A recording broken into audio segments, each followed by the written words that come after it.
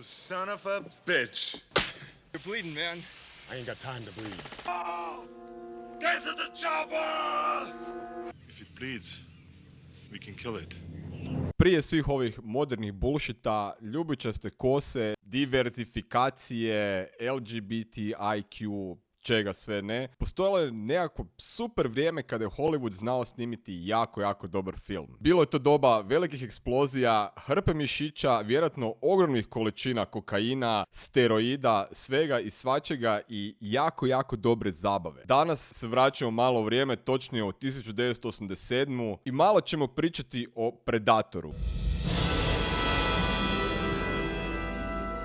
Zašto je originalni Predator jako bitan? Pa prvo, njegova originalnost je nevjerojatna. To je film koji je definirao, ajmo reći, više žanrova. On je kombinirao sci-fi, ajmo reći neki survival horror i naravno akciju prije svega. Iako po meni ovo nije čisti akcijski film, nije ovo neki vaš run out of the mill, umri muški ili ne znam novi i brzi i žestoki što god. Meni je tu više bitna recimo atmosfera i horor. Znači, horor koji nas prati od prve pa skoro do zadnje scene. Treba se naravno prisjetiti i redatelja Johna McTiermana koji je nevjerojatan i briljirao je sa Predatorom, a kasnije nastavio taj niz sa Umri muški, 13. ratnikom koji je onak dosta zaboravljen, Lov na crveni oktobar sa Seanom Conneryom, ako se neko sjeća, isto vrhunski film, ali realno Predator je bio prvi njegov i veliki hit. A sa druge strane, tu imamo vječnoga, legendarnog, jednog i neponovljivoga Arnolda Schwarzeneggera, kojem ne treba baš puno predstavljanja, ali on je već tad bio relativno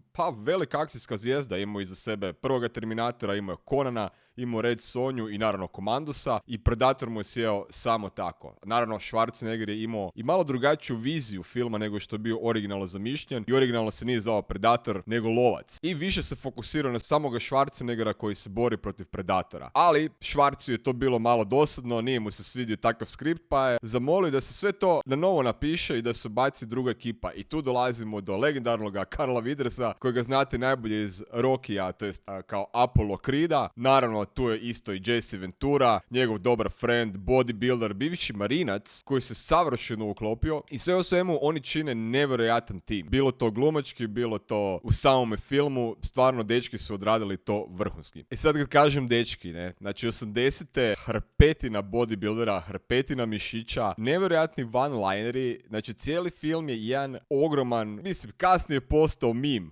kulturološki spomenik svemu. Imate Get to the Chopper, Dillion je son of a bitch, znači ti one-lineri koje Schwarzi ima u filmu su nevjerojatni. Get to the chopper! A tu dolazimo do same scenografije i načina na koji je sniman film. Znači od prve scene, ajmo reći druge, pa skroz do zadnje u filmu imate blagi osjećaj klaustrofobije. Iako se radi o džungli, ogromno prostranstvo, i dalje je to dosta klaustrofobično. Stalno nešto šuška, stalno neko nekog prati, nikad nisu sigurni ko ih napada, što se događa oko njih. Uvijek je ta neka tenzija, uvijek je ta klaustrofobija prisutna i teško je ne nahvaliti Predatora u bilo kojoj rečenici. Obično kenjam kako priča nije dobra i Predator je film koji nema neku veliku priču. Naime, radi se u suštini o jednoj elitnoj skupini vojnika koja više služi za ekstrakciju nego išta drugo, nisu znači nekakav napadački tim, nego više spašavaju taoce i dolaze svojim putem, dolaze prema preporuci njihovog frenda iz Sije Dilliona ajmo reći, da je meksička šuma ili neka prašuma, nije bitno neka random prašuma, izvuči neke taoce, ne? No, na kraju se ispostavi da nisu samo taoci u igri, nego zapravo je nešto vanzemaljsko. Što je odmah objašnjeno u prvoj sceni filma kada se vidi da dolazi nekakav vanzemaljski brod. Znači imate priču 1/1 linearnu, postojanu, ništa se previše ne skače, nema nekakvih super velikih zapleta, doslovno skupina ljudi protiv jednog vanzemaljca i na kraju jedan čovjek protiv vanzemaljca, to je to, 1-1. Preživljavanje, ubijanje, bombe, eksplozije, rušenje šuma, nema kaj nema, čuda. I to je ono što daje, ajmo reći, nekakav ljudski dio cijelome Predatoru. Znači mi cijelo vrijeme kroz film prolazimo kroz kroz nekakva emocionalna stanja i osjećaje cijeloga tima. Znači vi vidite te ogromne likove, nabildane, divlje, tvrde, one zajebancije oko testosterona i svega. Bunch of slap-jawed faggots around here.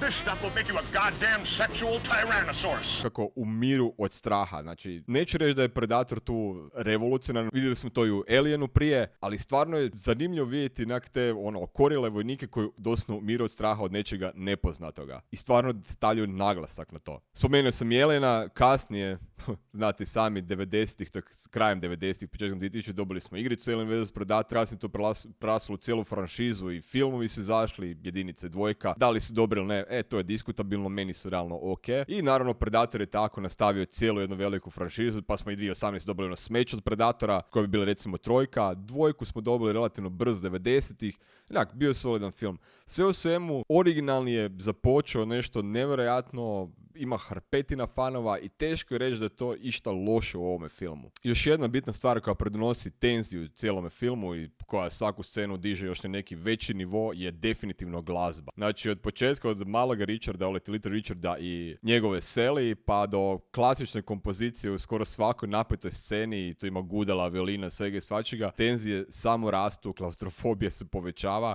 i stvarno bude onako prilično solidan horor. Bilo je to puno diskusije da li je stvarno dosadan film. Po mojem iskrenom mišljenju nije. Da, traje malo dulje nego neki drugi filmovi, otprilike neki sati 50 minuta skoro, u ovoj barem malo produženoj verziji, ali ti sati 50 se uopće ne osjeti. Film, koliko god da je relativno spor i nema nekih velikih akcijskih scena, nema nekih brutalnih dijaloga, prilično jako brzo ide. Događaju se puno stvari u ne baš relativno kratkom vremenu. Koliko god to kontradiktorno zvučalo, jer priča naravno nije, kako sam rekao, nešto super duboka. Sve u svemu mislim da fali puno ovakvih filmova u današnje vrijeme, teško je nabrojati neke vrhunske akciće, pogotovo sa ovakvom ekipom, znači Carl Weathers, Arnold Schwarzenegger, Jesse Ventura, njih trojica ne stanu zajedno u kadar, doslovno. No dobro.